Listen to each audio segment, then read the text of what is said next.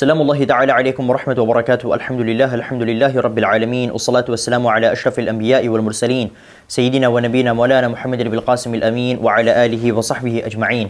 Subhanaka la ilma lana illa ma 'allamtana innaka antal alimul hakim. Qala al mu'allif rahimahullahu ta'ala wa nafa'ana bihi wa bi'ulumihi fid dharain amin.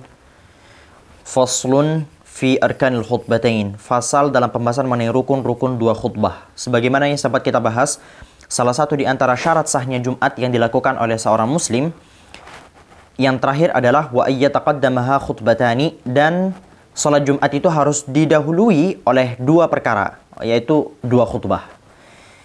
Dan sekarang kita akan membahas tutorial dua khutbah. Khutbah itu artinya ya ceramah, teman-teman ya. Apa saja yang harus terlaksana di khutbah? Baik, mari kita bahas. Arkanul khutbataini khamsatun. Adapun rukun khutbah, rukun-rukun dua khutbah itu ada 5. Yang pertama adalah hamdullahi fihima. Yang pertama adalah bertahmid kepada Allah fihima, di dalam dua khutbah. Khutbah pertama harus bertahmid kepada Allah. Khutbah kedua pun harus bertahmid kepada Allah. Bertahmidnya dengan model apa? Apakah harus mengucapkan alhamdulillah atau ahmadullah atau dengan apapun?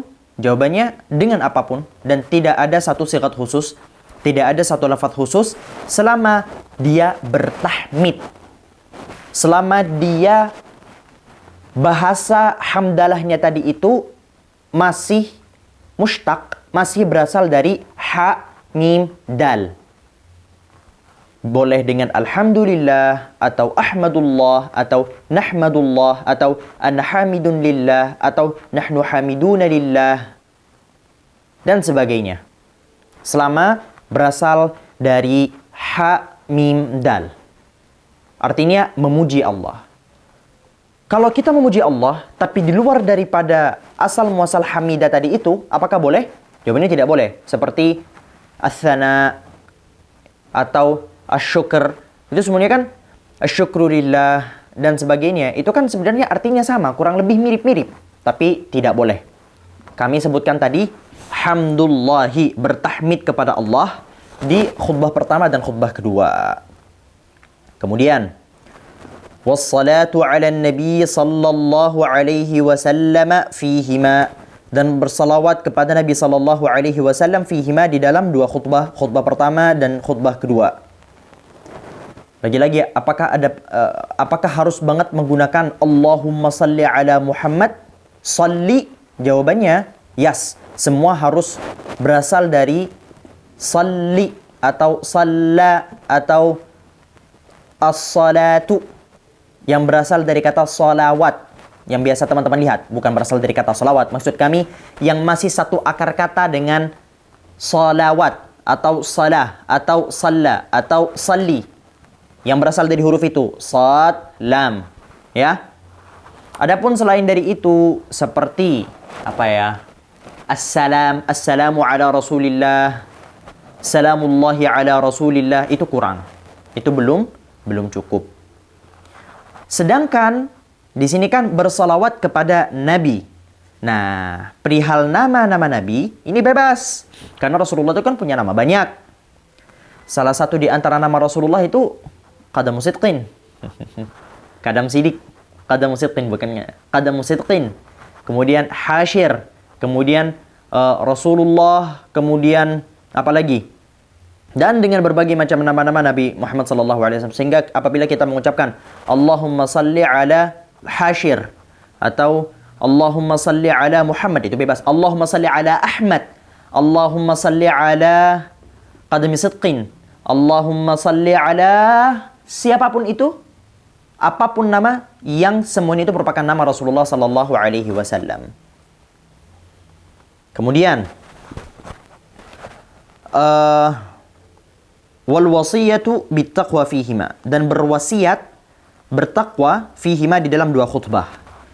Berwasiat bertakwa. Takwa itu apa sih? Imtithalu awamirillah wajtinabu nawahih, yaitu melaksanakan perintah Allah dan menjauhi larangan Allah. Apakah harus banget sebagaimana sebelumnya harus menggunakan wasiat, kemudian takwa harus kemudian muncul dua kata ini? Jawabannya tidak. Jawabannya tidak. Bisa saja dengan apapun. Bisa saja kalian mengucapkan seperti apa ya?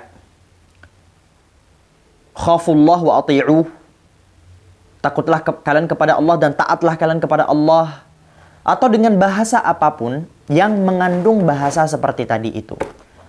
Anda menyampaikan kepada masyarakat, kepada netizen-netizen kalian pada saat sholat Jumat, usikum bitaqwallah, itu sudah cukup. Saya mewasiatkan kalian untuk bertakwa kepada Allah, atau dengan bahasa serupa. Dan tidak ada syarat harus menggunakan kata wasiat, dan tidak ada syarat pula untuk menggunakan kata takwa, selama maknanya masih sama. Oke? Baik. Adapun selanjutnya adalah wa qira'atu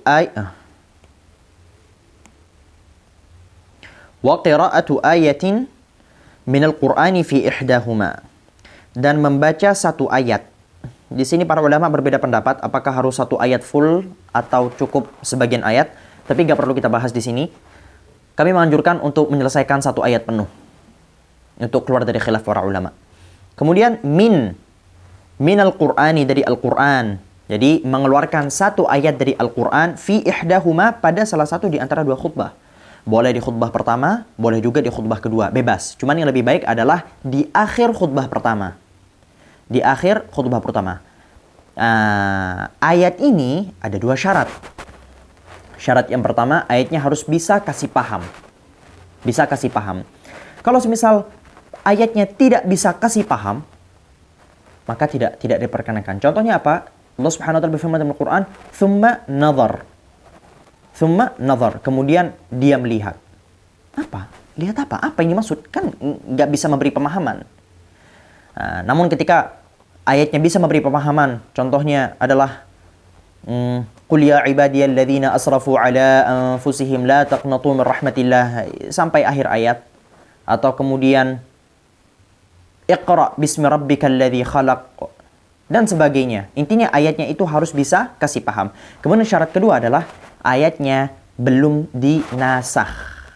Ayatnya belum dimansuh, ya, belum dihapuskan. Jadi Al-Quran yang kita terima hari ini itu sebenarnya di zaman Rasulullah Sallallahu Alaihi Wasallam sempat ada beberapa ayat-ayat yang kemudian dihapuskan dari mushaf-mushaf yang kita pegang hari ini. Jadi syaratnya adalah harus berasal dari Al-Quran yang tersedia di mushaf-mushaf yang tersedia di tangan kita hari ini. Bukan mushaf, bukan Al-Quran, ayat-ayat Al-Quran yang sudah dihilangkan di masa lampau. Kemudian yang terakhir adalah wad-du'a'u lil mu'minin wal mu'minat fi al-akhirah, dan mendoakan para mukminin dan para mukminat fil akhirah, yaitu di khutbah yang akhir, yaitu khutbah kedua. Mendoakan, apakah harus menyebutkan mukminin dan mukminat? Jawabannya tidak. Andai kata dia mendoakan dengan menyebutkan mukminin, itu sudah cukup. Kenapa? Karena dalam bahasa Arab ketika kita menyebutkan lelaki saja itu sudah mencakup perempuan. Ya, ketika kita menyebutkan al-mu'minun, ya, talabul ilm fariidatun ala kulli muslim. Menuntut ilmu wajib bagi setiap orang Islam. Apakah muslim ini kan mudzakkar, ya, artinya lelaki kan. Apakah perempuan kemudian tidak harus menuntut ilmu? Jawabannya tidak. Karena ketika disebutkan mudzakkar di sini pun mencakup cewek-cewek. Tapi sebaliknya tidak bisa. Ketika teman-teman mendoakan mukminat, perempuan-perempuan, laki-laki tidak termasuk di sana. Namun ketika mendoakan laki-laki, perempuan termasuk di sana. Cuman yang lebih dianjurkan oleh para ulama adalah menyebut kedua-duanya, menyebutkan mukminin dan menyebutkan mukminat. Fil akhirah, kapan? Di khutbah yang kedua, khutbah yang terakhir. Dan syaratnya adalah mendoakan pada perkara-perkara akhirat, bukan perkara-perkara dunia. Contoh perkara-perkara akhirat apa? Ya Allah, selamatkanlah kami di surga. Selamatkanlah kami nanti di akhirat. Selamatkanlah kami di alam kubur. Selamatkanlah orang-orang mukminin di kehidupan mereka agar mereka senantiasa bertakwa kepadamu dan sebagainya. Doa dunia seperti apa? Ya Allah, berikanlah semua jamaah-jamaah yang hari ini hadir Mercedes satu-satu ya Allah. Ini kan doa dunia. Itu gak boleh.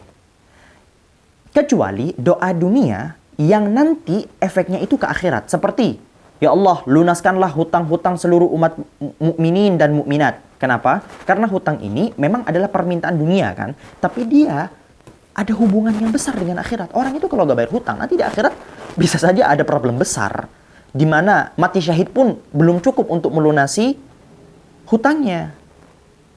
Berat sekali problem hutang dan sebagainya.